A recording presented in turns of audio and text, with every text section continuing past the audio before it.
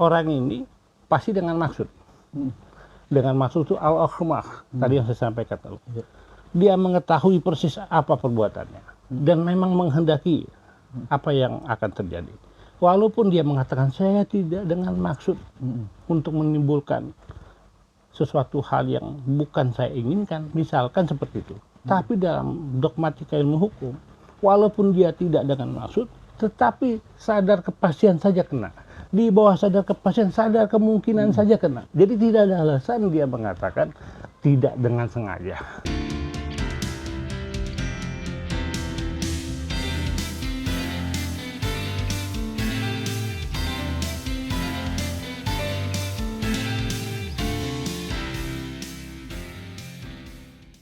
Assalamualaikum warahmatullahi wabarakatuh. Waalaikumsalam warahmatullahi Pemirsa Bincang Perubahan Channel yang berbahagia, ketika ada pernyataan dari salah seorang anggota BRIN, walaupun yang bersangkutan sudah minta maaf, tapi apakah itu cukup?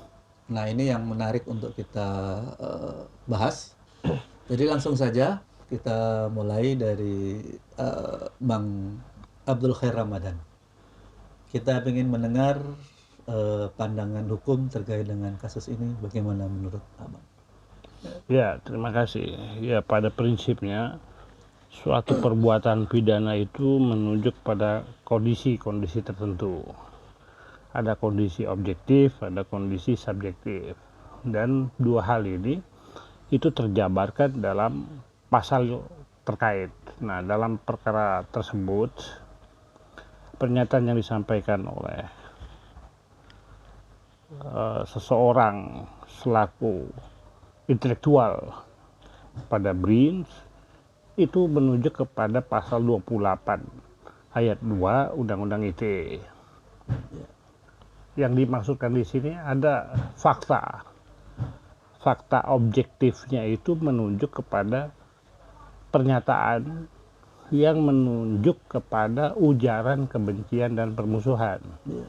Ditujukan kepada pribadi atau kelompok masyarakat tertentu. Itu bahasa tekstualnya dalam pasal 28 ayat 2. Yang berdasarkan atas suku, agama, ras, atau antar golongan. Nah, kondisi subjektifnya itu menunjuk kepada niat yang diwujudkan dalam bentuk kesengajaan. Maka disebutkan di situ dengan sengaja dan tanpa hak. Nah, ketika bicara dengan sengaja, dalam konteks pasal 28 ayat 2 maupun dalam undang-undang yang lain, itu setidaknya mengandung 3 corak kesengajaan. Yang pertama bisa dengan maksud, sadar kepastian, yang kedua dan yang ketiga sadar kemungkinan. Nah, pada perkara aku, walaupun dia tidak dengan maksud, tetapi di sini ada sadar kepastian dan atau sadar kemungkinan. Dia tidak dapat mengatakan saya tidak ada maksud mengatakan hal demikian untuk menimbulkan adanya suatu delik. Tidak. Kalau kita bicara dengan maksud, pelaku menghendaki perbuatan dan akibatnya. Dia benar-benar mengetahui dan menghendaki baik perbuatan maupun akibat yang akan ditimbulkan. Tetapi kalau dengan sadar kepastian, perkataan itu dikehendaki, akibat tidak dikehendaki, tapi pasti terjadi. Dia juga harus bertanggung jawab. Di bawahnya itu ada sadar kemungkinan. Perbuatan memang dikehendaki, tetapi ada akibat-akibat yang berupa kemungkinan. Walaupun akibatnya itu tidak dikehendaki, dia juga harus bertanggung jawab. Nah, oleh karena itu, terhadap perkara ini tidak ada alasan mengatakan tidak ada maksud, tidak ada suatu hal yang diinginkan akan terjadi itu merupakan kehendaknya, tidak dapat didalilkan seperti itu. Karena walaupun tidak dengan maksud, tetapi dengan sadar kepastian dan kemungkinan dapat diterapkan pasal 28 ayat 2 ini. Kedua, delik ini selalu dikenakan kepada aktivis, kepada ulama. Dan dalam pengalaman saya, akibat belum terjadi saja sudah dapat dikenakan. Berarti keberlakuan dari pasal ini bukan dalam konteks delik yang material, delik formil, tanpa butuh adanya suatu akibat sudah dapat diterapkan. Kenapa? Karena kalau bicara delik formil, hanya dia membutuhkan pemenuhan unsur dalam pasal itu, walaupun akibatnya itu belum terjadi, orang itu sudah dapat diterapkan prosedur penerapan hukum. Ancaman hukumannya itu paling lama 6 tahun. Perkataan ini sangat mencederai, melukai umat Islam pada khususnya. Pada umumnya tentu mengganggu kebinekaan gitu. Oleh karena itu harus dilakukan penerapan hukum sebagaimana mestinya dengan kekuatan pasal 28 ayat 2 Undang-Undang ITE ini. Kenapa? Karena saya berpendapat telah memenuhi unsur dalam pasal 28 ayat 2 ini. Dia dengan sengaja, minimal dengan sadar kemungkinan, atau setidak-tidaknya sadar kepastian. Kalaupun yang bersangkutan mengatakan tidak ada maksud, dapat dikenakan dengan gradasi sadar kepastian atau sadar kemungkinan. Kedua, tanpa hak. Dia tidak ada hak mengatakan itu. Kenapa? Kalau seseorang tanpa hak berarti apa yang disampaikannya itu ilegal, kecuali dia dengan hak. Kalau dengan hak berarti ada dasar hukum, dan tidak mungkin orang mengatakan sesuatu itu dengan hak kemudian bersentuhan dengan aspek hukum pidana. Jadi bahasanya itu kan dengan sengaja dan tanpa hak. Itu kata dan itu mencakup. Udah dilakukan dengan sengaja dan tanpa hak. Dan ini ditujukan jelas. Pasal aqua itu bisa dengan ditujukan kepada individu atau suatu kelompok masyarakat tertentu. Nah, suatu kelompok masyarakat tertentu di sini berdasarkan SARA. Nah, ini menunjuk kepada Muhammadiyah, Jamaah Muhammadiyah, organisasi Muhammadiyah. Nah, oleh karena itu suatu kelompok tertentu menunjuk kepada berdasarkan agama, komunitas agama, organisasi agama. Nah, ini sudah dapat diterapkan pasal 28 ayat 2. Nah, sekarang permasalahan yang berkembang mengatakan ada segelintir orang yang mengatakan terkait dengan permintaan maaf yang bersangkutan. Dalam hukum, pernyataan permintaan maaf itu tidak dapat menghapuskan pidananya. Sah-sah saja orang minta maaf karena dia hilaf atau apa. Itu kan alibi ya. Saya melakukan kesalahan, saya minta maaf. Tetapi kalau dia sudah bersentuhan dengan hukum publik, dalam hal ini hukum publik ini adalah undang-undang pidana, yaitu undang-undang ITE pasal 28 ayat 2 itu, permohonan maaf, pernyataan maaf tidak menghapuskan pidananya. Sama juga orang melakukan korupsi. Orang melakukan korupsi, ya saya mengakui korupsi. Saya kembalikan kerugian keuangan negara. Minta maaf. Minta maaf. Itu tidak menghapuskan, walaupun dia sudah minta maaf, dia sudah kembalikan kerugian keuangan negara, tidak menghapuskan pertanggungjawaban pidananya. Dia harus diproses sampai proses hukum itu inkrah, kemudian dia menjalani pemidanaan. Begitupun kepada yang bersangkutan ini. Harus diterapkan hukum sesuai dengan penegakan hukum yang berlaku. Penegakan hukum yang berlaku ya proses hukum itu harus berjalan dengan sesuai hukum acara. Harus dilakukan proses penyelidikan, penyidikan, penuntutan, dan pemeriksaan di persidangan. Masalah nanti ada keringanan hukuman itu wewenang hakim, otoritas majelis hakim yang menilai. Sepanjang yang bersangkutan nanti di persidangan baik, sopan, tidak berbelit-belit, sopan, dan baru pertama kali melakukan tindak pidana, itu urusan hakim. Tapi proses hukum itu harus berjalan. Kenapa? Karena kini kita mengacu kepada azas kepastian hukum dan keadilan. Karena dua ini, kepastian hukum yang adil, itu merupakan cita hukum merupakan tujuan hukum yang kita anut, disebutkan secara ekspresif verbis itu di pasal 28D ayat 1 konstitusi. Harus itu dilakukan. Kalau kita tidak melakukan penegakan hukum berdasarkan azas kepastian hukum yang adil, berarti kita mencederai konstitusi kita. Berarti kita tidak taat kepada konstitusi. Iya kan? Berarti kalau demikian itu berlaku, dipertanyakan bagaimana ini kedaulatan hukum. Bagaimana konsep negara hukum yang tidak melakukan penerapan hukum sebagaimana mestinya, dan ada disparitas, ada pengecualian, ada perbedaan. Di mana persamaan hukum? Di mana penerapan keadilan? Sepanjang itu tidak dilakukan, maka akan menimbulkan pertanyaan-pertanyaan banyak tentang konsep negara hukum kita. Demikian Ustaz, sementara yang harus saya sampaikan. Jadi ini menarik, Bang. Dan sangat jelas.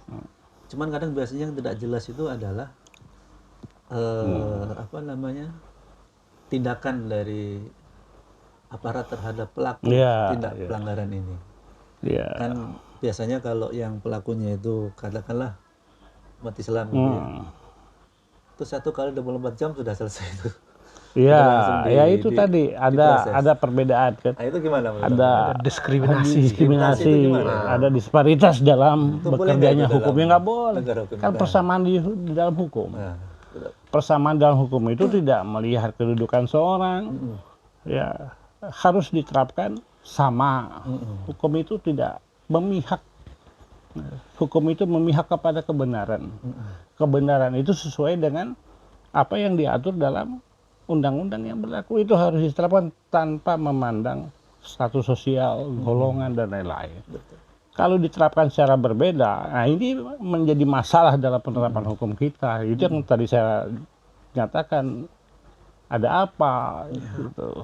Dan kalau pasal aku diterapkan kepada aktivis yang katakanlah berseberangan dengan pemerintah, berseberangan di sini kan dalam arti kata beda pendapat, bukan dalam hal yang lain. Tapi ketika ini ada suatu pernyataan mengandung delik yang relatif sama, ini ada pembiaran. Nah ini yang kan tidak adil. Berarti kalau demikian, bekerjanya hukum itu tidak pasti dan tidak adil. Kalau begitu ceritanya, berarti ini menafsirkan dalam pandangan saya, ini ada perbedaan perlakuan. Kalau ada perbedaan perlakuan, kenapa hal itu terjadi? Saya bisa berkatakan, ini ada pilih kasih. Ya dong. Kalau ada pilih kasih berarti ini ada pembiaran. Kalau ini terjadi, kita akan mempertanyakan di mana letak daripada negara hukum itu. Yang menjamin keutuhan daripada kedaulatan hukum itu sendiri untuk diterapkan secara sama. Sehingga hukum itu benar-benar berjalan lurus, tidak menyimpang. Kalau ada penyimpangan, negara dapat dipertanyakan. Karena negara yang mempunyai tanggung jawab berkewajiban untuk mewujudkan penegakan hukum seadil-adilnya. Betul. Gitu, dengan pasti teratur, tertib. Gitu. Ini pesan kepada aparat supaya segera memproses. Iya, harus. Kalau tidak diproses ini akan menimbulkan ketidakpastian hukum. Ketidakpastian hukum atau kecemburuan, konflik norma atau hukum yang abnormal lah. Hukum ini jadi abnormal ini, tidak normal. Baik. Nah itu pandangan dari sisi hukum ya. Nah, kita sekarang beralih ke Bung Wahyudi Al-Marufi. Pandangan dari sisi pengamat pemerintah. Gimana, Ustaz Wahyudi? Ya sebenarnya kalau kita lihat tuh dia melakukan ancaman terhadap salah satu warga negara, itu sama dengan memberikan ancaman kepada negara. Kenapa? Karena ketika orang membuat negara, itu tujuan utamanya adalah melindungi warganya. Jadi kalau dia mengancam salah satu saja warganya, berarti dia sedang mengancam eksistensi negara itu.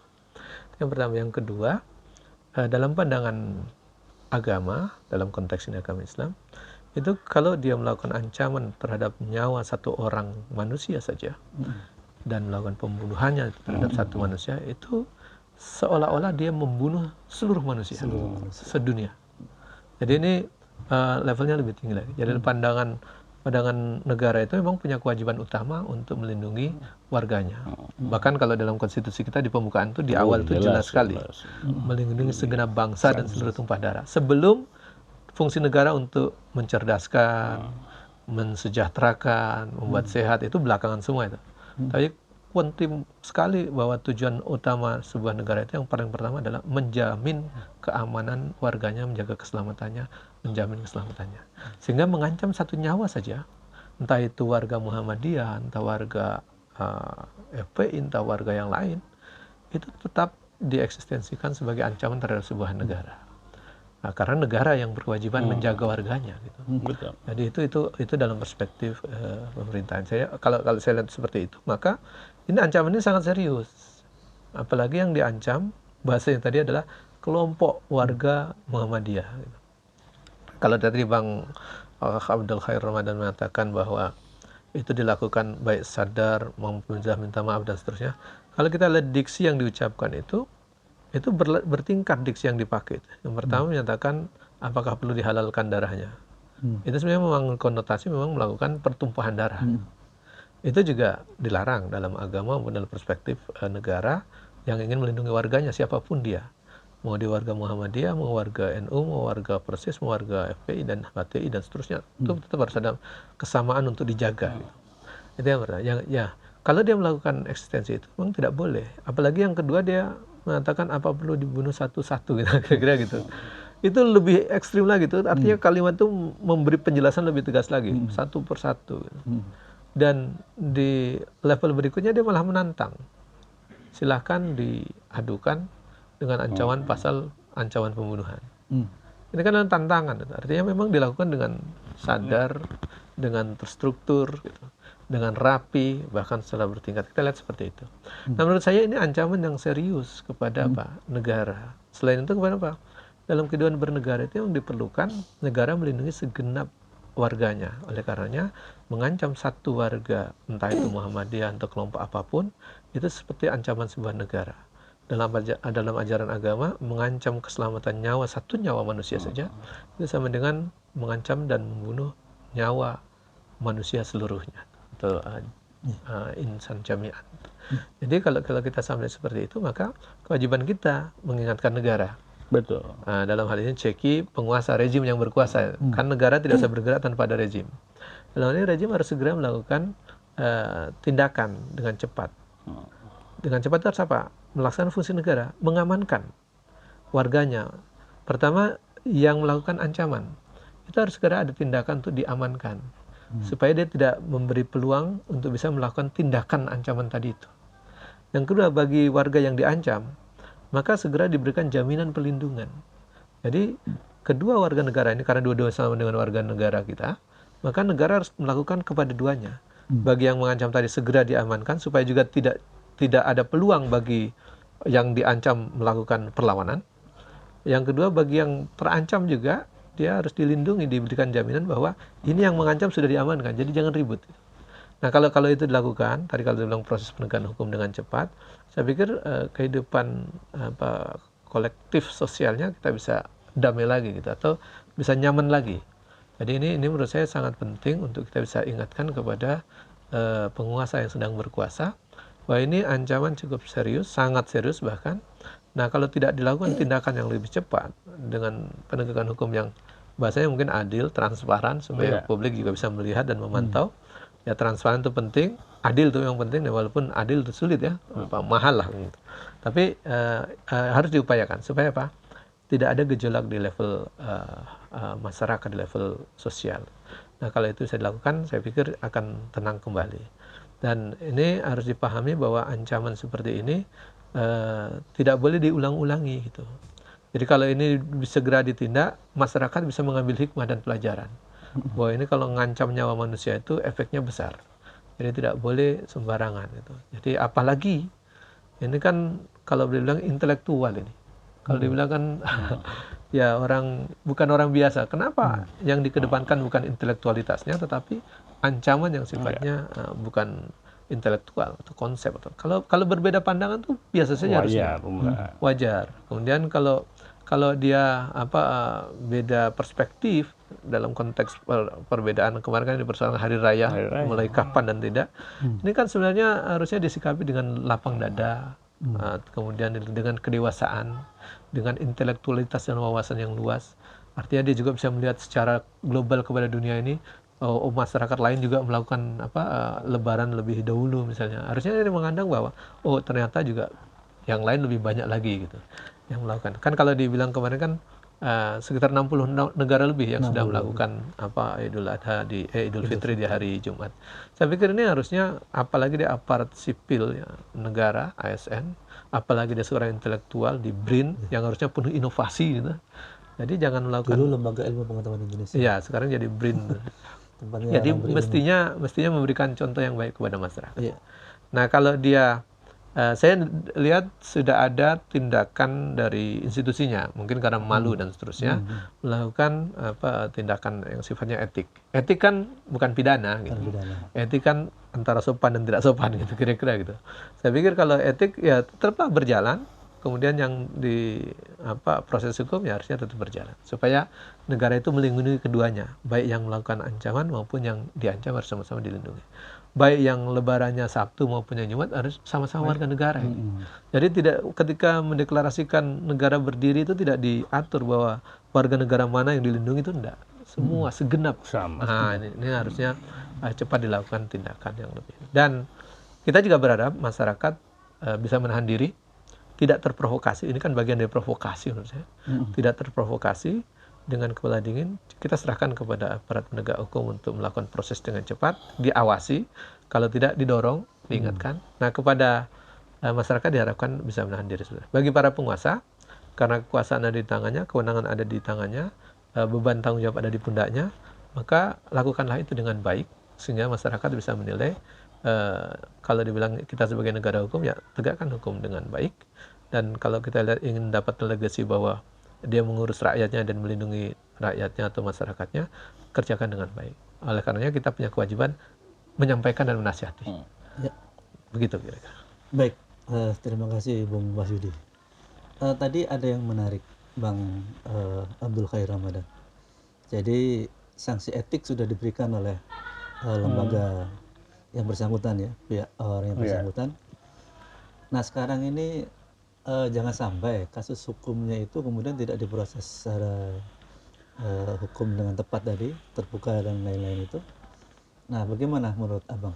Ya, sanksi etik itu kan internal dalam BRIN itu sendiri.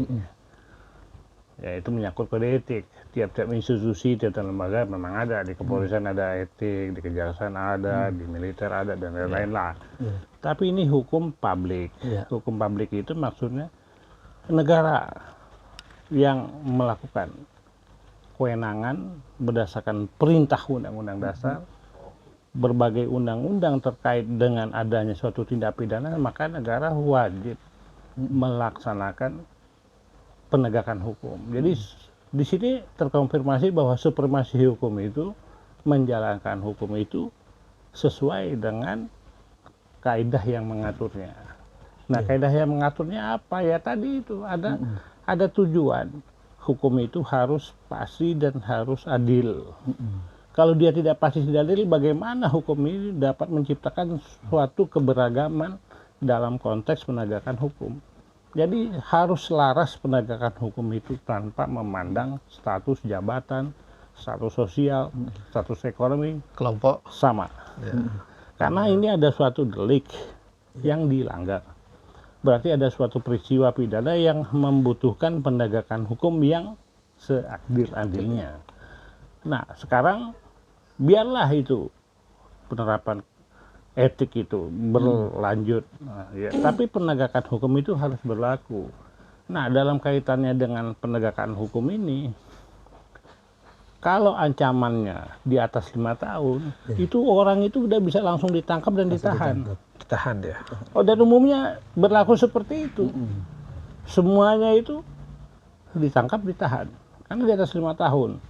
Ancamannya. Nah, ya kan. Diancam. Apalagi ini disampaikan di ruang terbuka menunjuk ke satu kelompok besar, organisasi nomor 2 dengan warga Muhammadiyah yang demikian banyak, ada ancaman pembunuhan dan memprovokasi, itu harus ditindak di proses hukum. Ya kalau menurut saya ya sesuai dengan ketentuan, kalau udah di atas 5 tahun ya ditangkap, ditahan, diproses hukum. Agar hukum itu benar-benar berproses secara tepat guna. Agar ini dapat menjadi deterrent effect.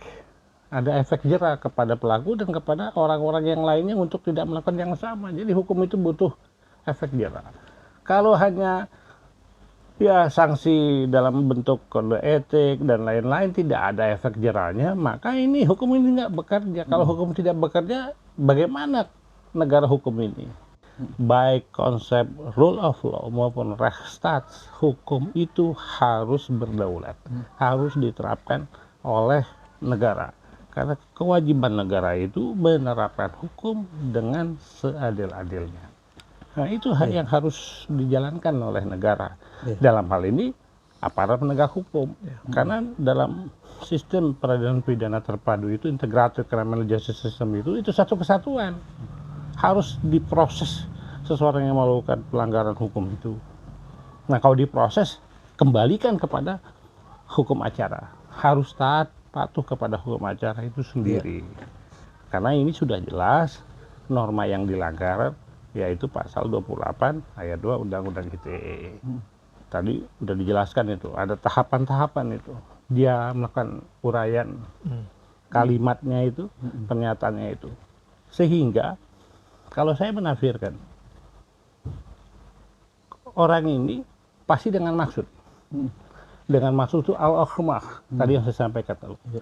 Dia mengetahui persis apa perbuatannya. Dan memang menghendaki apa yang akan terjadi. Walaupun dia mengatakan saya tidak dengan maksud untuk menimbulkan sesuatu hal yang bukan saya inginkan, misalkan seperti itu. Tapi dalam dogmatika ilmu hukum, walaupun dia tidak dengan maksud, tetapi sadar kepastian saja kena. Di bawah sadar kepastian, sadar kemungkinan saja kena. Jadi tidak ada alasan dia mengatakan tidak dengan sengaja. Pasti itu dengan sengaja, walaupun derajatnya yang paling terendah. Derajat paling terendah itu sadar kemungkinan, dolus eventualis itu sudah kena gitu. Jadi tidak ada alasan lagi untuk menghindar. Karena itu dalam dogmatika ilmu hukum itu jelas itu. Contoh, jangan saya lah, ada si A berkendara motor, dia tidak bawa SIM, tidak bawa STNK, ngebut, di depan ada polisi. Dia ngebut untuk menghindari polisi. Ada lampu merah, dilabraklah lampu merah itu. Tidak ada dia maksud untuk menabrak orang. Tetapi ada orang lewat tertabrak, bukan memang karena kehendak atau keinginannya untuk menabrak orang, tetapi untuk menghindar dari razia polisi. Karena dia tidak punya SIM, tidak punya STNK. Tidak ada kehendak. Tidak ada maksud dia untuk menabrak. Tapi dia wajib dihukum karena telah menabrak orang, walaupun menabraknya seseorang itu tidak ada kehendak. Tapi secara kemungkinan, bahkan secara kepastian, kalau dia lampu merah dilabrak dengan kecepatan tinggi, orang lewat pasti tertabrak, maka dia harus bertanggung jawab. Apalagi ini ucapan itu dilontarkan di media yang terbuka luas dengan adanya taukid, penegasan. Berarti di sini ada kesengajaan. Kesengajaan itu dimaksudkan, dikehendaki. Kalaupun dia mengatakan saya tidak dengan maksud, Anda dengan kepastian atau Anda dengan kemungkinan, itu dapat dikenakan. Jadi tidak ada alasan. Hal ini harus diproses hukum. Diproses. Pemirsa, Pinjang Perubahan yang dirahmati oleh Allah, demikian diskusi kita yang sangat menarik. Harapan kita semoga aparat bekerja sebagaimana diharapkan oleh dua pembicara tadi, dua pakar tadi, sehingga keadilan negeri ini bisa sedikit kita rasakan, paling tidak untuk kasus ini. Kami cukupkan diskusi Pinjang Perubahan channel kali ini. Assalamualaikum warahmatullahi wabarakatuh. Waalaikumsalam. Waalaikumsalam warahmatullahi wabarakatuh.